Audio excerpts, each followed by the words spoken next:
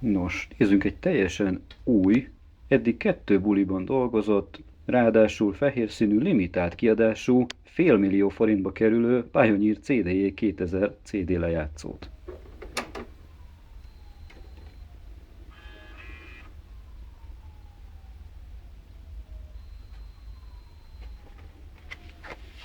Nos, íme egy gyári lemez, nem írott, nem MP3, audio lemez.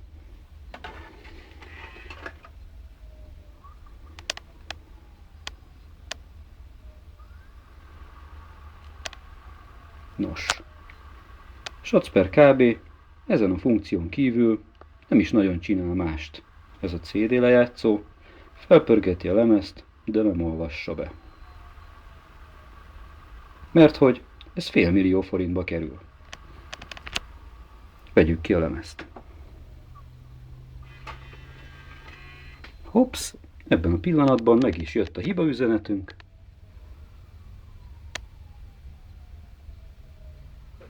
(8301) player error.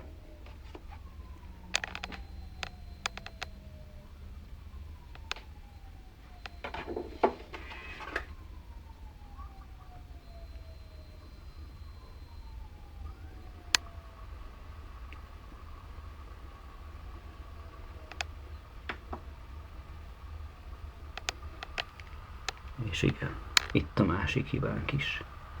Hiába nyomom meg az ejectet.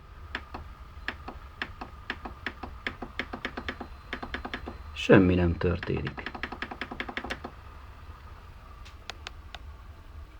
Ennyit ér ez a szar. Kikapcsolás.